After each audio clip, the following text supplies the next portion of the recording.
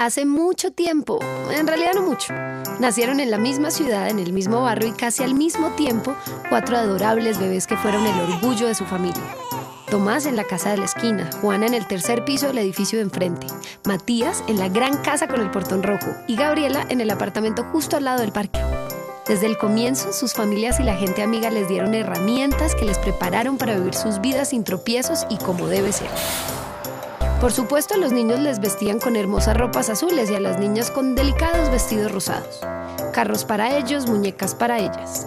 Y cuando salían al parque con las abuelas, en los días en que daban sus primeros pasos, a los niños les decían que se levantaran muy rápido si se caían al piso, mientras que a las niñas las recogían del suelo para que no se lastimaran. Claro que no necesariamente esto era lo que ellos necesitaban, pero todo indicaba que era lo correcto, ya que los adultos habían usado estas infalibles herramientas para criar a sus hijos desde la época de las cavernas. Los años pasaron con rapidez y esas tardes en el parque fueron estrechando la amistad de los 4 niños. Y claro, como suele suceder en estos casos, no siempre lo que pensaban sus padres acerca de sus hijos era lo que en verdad sucedía.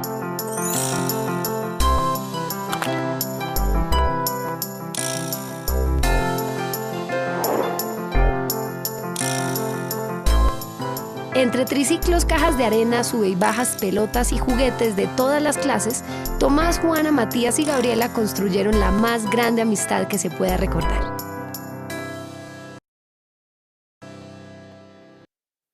Los mejores amigos del mundo fueron también al mismo colegio, que no era muy diferente a cualquier otro que conozcamos. Clases de matemáticas, ciencias, lenguaje, matemáticas, inglés, sociales y más matemáticas. Aunque también había tiempo para seguir compartiendo los juegos que habían iniciado hace años en el parque del barrio. Y como pasaban más tiempo en el colegio que en la casa, allí se les siguió enseñando cómo era que debían ser las niñas y los niños. Así pues, las niñas y los niños eran constantemente impulsados a comportarse como niñas y niños. 5 vueltas más a la cancha, niño. Cruza las piernas, niña. Córtate el pelo, niño. El uniforme para ti es con falda, niña. Y así todos los días del año. Parecía que todos se habían puesto de acuerdo en que tuvieran muy claro cuál era su papel en el mundo. Y lo más gracioso es que los mensajes que dividían ese mundo entre el espacio de los hombres y el espacio de las mujeres también estaban en la tele, en el cine, en los libros, en las revistas, en los almacenes, en la iglesia y hasta en las canciones. Un día cualquiera, en medio de una de las interminables clases de matemáticas, Gabriela tuvo ganas de decir algo que necesitaba expresar. Y entonces puso un grito en el cielo. ¡Me gustan las niñas! La sorpresa fue general. Había caras de miedo, de pena, de asombro. Y desde entonces todos y todas, hasta Ramón, la mascota del colegio, cambiaron su manera de ver a Gabriela. Todas las personas y la simpática mascota, menos Tomás, Juana y Matías, que la conocían y la querían desde siempre, dejaron de hablarle, de invitarla, de compartir con ella. Gabriela sentía que la miraban, que se burlaban a sus espaldas, que la evitaban, que ya no la trataban como a todo el mundo. Y como era muy sensible, se sintió muy triste y sola. Solo sus amistades la consolaban y se preocuparon mucho porque no la volvieron a ver sonreír. Hasta que un día la pandilla de Pedro, que eran unos abusadores que pensaban ser los dueños de la verdad, abordaron a Gabriela junto a los baños y empezaron a molestarla. Ella estaba avergonzada y atemorizada, pero antes de que empezara a correr bañada en lágrimas, Juana, su mejor amiga, apareció y puso en su lugar a los patanes mirándolos con los ojos más feroces que alguien hubiera visto nunca. Y luego, cuando los malvados esperaban el primer golpe, Juana los sorprendió con un beso a cada uno, seguido de otro beso a su amiga. Pedro y sus chicos malos huyeron confundidos y desarmados por esa misteriosa respuesta a su violencia, algo que no habían experimentado nunca. La noticia se regó como pólvora.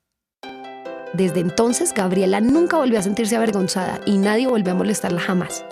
Con el tiempo, las cosas comenzaron a ser como antes, como siempre, como debieron haber seguido siendo, aún después de que Gabriela decidió poner su valiente grito en el cielo.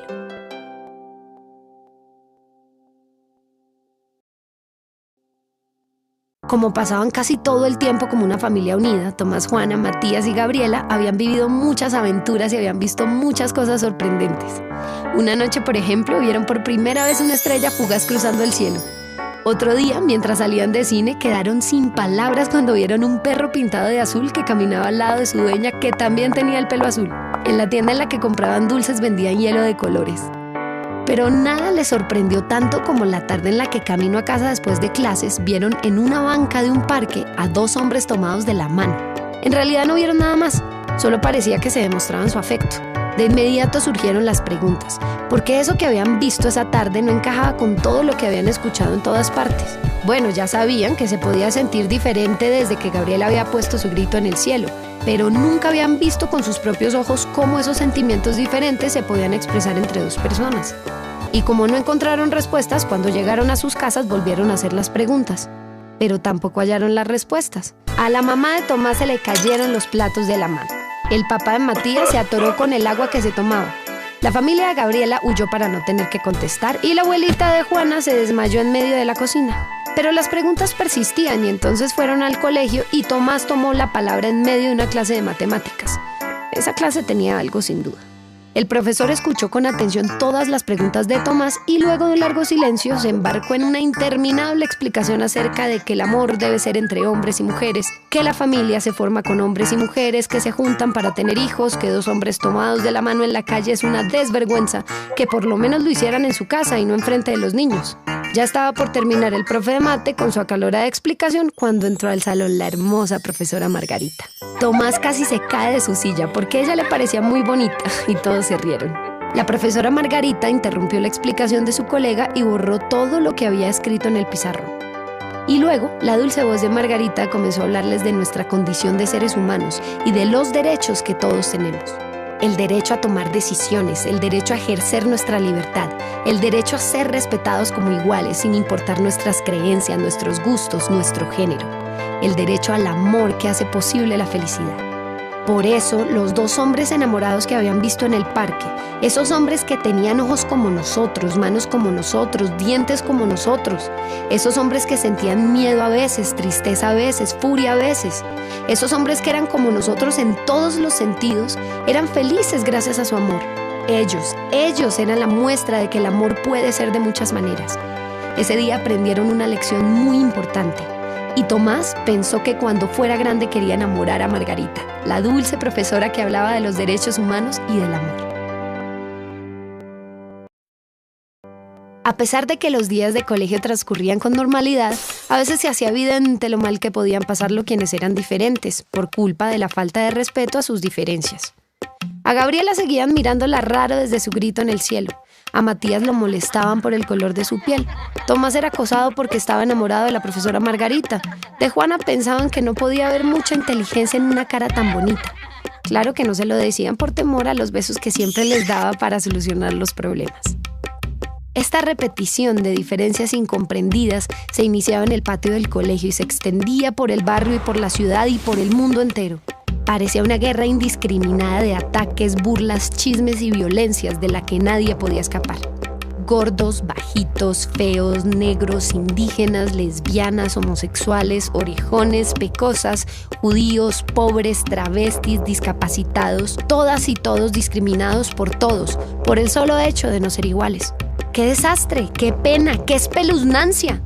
Bueno, la verdad es que esa palabra no existe. Hablando de eso, Tomás, Gabriela, Matías y Juana se imaginaron una persona que pudiera ser discriminada no solo por un rasgo de su personalidad, sino por muchos. Entonces comenzaron a crear en sus mentes a una persona con la piel negra como Matías, con ganas de amar a alguien del mismo sexo como Gabriela, un poco gordo, sin un peso en los bolsillos, con la voz chillona y con cara indígena muy diferente a la de la profesora Margarita. Entonces surgió ante ellos el ser más discriminado, más juzgado, más aislado. Se imaginaron los ataques, la incomprensión y el odio en medio del patio, del barrio, del mundo entero.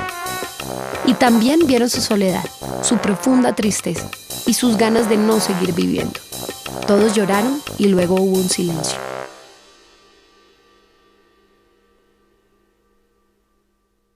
Matías habló por fin y propuso que debían convencer a cuantos pudieran en el colegio, en el barrio y en el mundo entero de que todos los seres humanos, sin importar la raza, la religión, la orientación sexual o identidad de género, tienen derechos y esos derechos no pueden ser vulnerados.